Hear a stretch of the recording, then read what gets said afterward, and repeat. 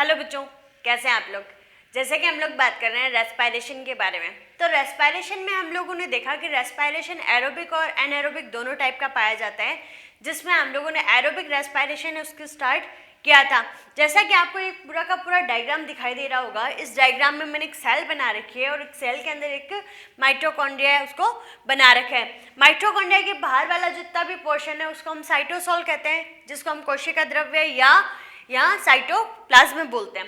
तो यहाँ साइटोप्लाज्म में क्या होता है कि ग्लूकोज के आते ही ग्लूकोज का ग्लाइकोलाइसिस हो जाता है, देन हमारे 2 पायरुवेट है वो बनते हैं। अब 2 पायरुवेट बनने के बाद में ये जो ग्लाइकोलाइसिस प्रोसेस थी ये O2 पे डिपेंड नहीं कर रही थी, लेकिन आगे की रिएक्शन यदि हम एरोबिक रेस्पिरेशन में पढ़ रहे हैं तो एरोबिक रेस्पिरेशन के लिए हमें O2 की ज़रूरत होगी। अब O2 की ज़रूरत होगी और यहाँ पे हमारे पास में जो पायरुवेट बने हुए हैं ये पायरुवेट है O2 की ज़रूरत के साथ में ये एसिटाइल कोएंजाइम A बनाएंगे और एसिटाइल कोएंजाइम A है वो आगे फिर क्या करेगा, क्रैब्स साइकिल में एंटर करेगा। क्रैब्स साइकिल में एंटर करने के बाद में हमें बहुत सारे ATPs का फायदा होने वाला है। तो यहाँ पे आप देखिए कि यहाँ पे आप यहाँ 2 पायरुवेट बने हुए देख रहे हैं, ये 2 पायरुवेट है, ये जब माइटोकॉन्ड्रिया में एंटर कर रहे हैं तो माइटोकॉन्ड्रिया में एंटर करने से पहले क्या है, यहाँ पे एक लिंक रिएक्शन पाई जा रही है। लिंक रिएक्शन का मतलब हो गया योजक कड़ी, जो क्रैब्स साइकिल और ग्लाइकोलाइसिस दोनों को जोड़ने का काम करेगी।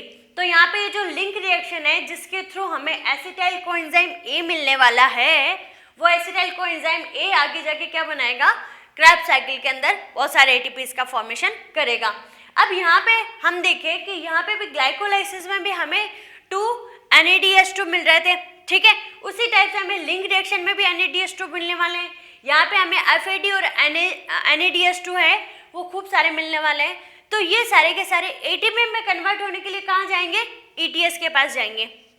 ये वाला जो क्रैब्स साइकिल है ये माइटोकॉन्ड्रिया की मैट्रिक्स पोर्शन में चलने वाला है। लिंक रिएक्शन है ये भी मैट्रिक्स में होने वाली है।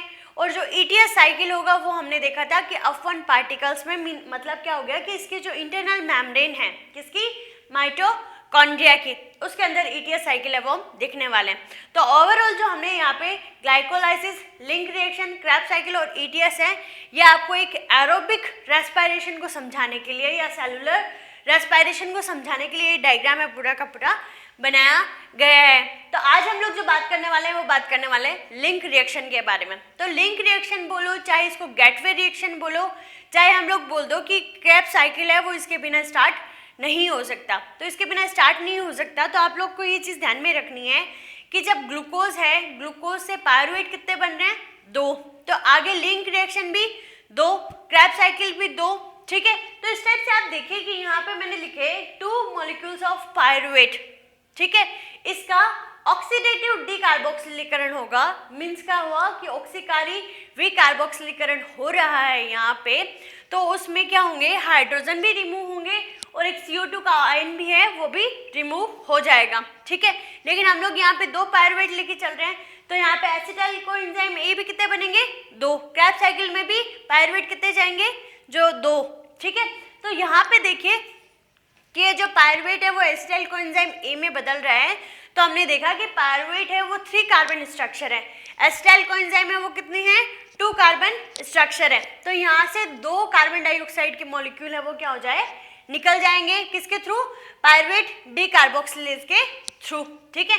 तो आपको ये तो समझ में आ गया होगा कि लिंक रिएक्शन है वो ग्लाइकोलाइसिस और क्रैब्स साइकिल के बीच की रिएक्शन है। इसमें पायरुवेट है, पायरुवेट से एक कार्बन मॉलिक्यूल निकल जाएगा और बन क्या जाएगा, एसिटाइल कोएंजाइम A बन जाएगा।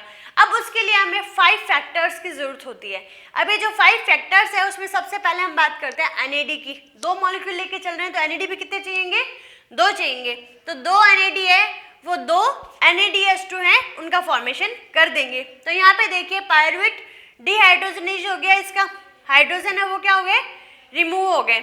उसके बाद हम बात करें कि इसमें आयन किसकी जरूरत होगी, तो यहाँ पे आयन की जरूरत होगी मैग्नीशियम की, ठीक है। उसी जगह हम लोगों ने देखा जो ग्लाइकोलाइसिस था उसमें भी मैग्नीशियम की जरूरत थी। तो आप लोग मेरे को स्टेप में बताएंगे कौन से स्टेप्स में हम लोगों ने आंसर करेंगे, आप मेरे को कमेंट सेक्शन में कि हमने ग्लाइकोलाइसिस के कौन से 2 स्टेप में मैग्नीशियम की स्ट्रक्चर पढ़ी थी, ठीक है। यहाँ पे सेकंड फैक्टर मैग्नीशियम आपको समझ में आ गया, थर्ड फैक्टर है टीपीपी, इसकी फुल फॉर्म कई बार आपसे पूछ ली जाती है, थायमिन पायरोफॉस्फेट। उसके अलावा यहाँ पे चाहिए लिपोइक एसिड और कोएंजाइम ए। इन 5 फैक्टर्स की हेल्प के थ्रू क्या बन जाएगा, एसिटाइल कोएंजाइम ए।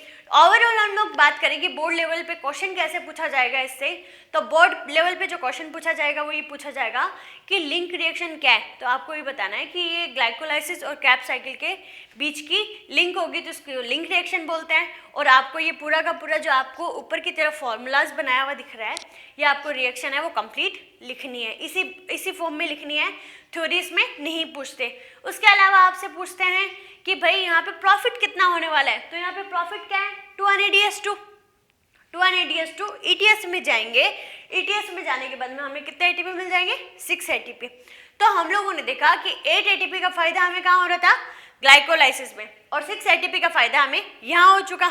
उसके बाद में हम लोग क्रैब्स साइकिल का फायदा देखेंगे, देन हम ओवरऑल फायदा पढ़ेंगे कि रेस्पिरेशन में हमें कितने ATP का फायदा होने वाला है। हमने एरोबिक में बात किया था कि एरोबिक में 38 ATPs का फायदा हमें होने वाला है और एनएरोबिक में 2 ATP का ही फायदा होता है, जो 2 ATP हमारे उसमें थे ग्लाइकोलाइसिस में, बस उतना ही, उसके आगे कोई भी फायदा नहीं होने वाला है। तो आप लोग है कि लिंक रिएक्शन इसको अच्छे से समझ लीजिए, अपने नोट्स है वो बना लीजिए। आगे हम लोग बात करने वाले हैं क्रैब्स साइकिल के बारे में। तो खुश रहिए, मुस्कुराते रहिए और घर पे सुरक्षित रहिए। Thank you.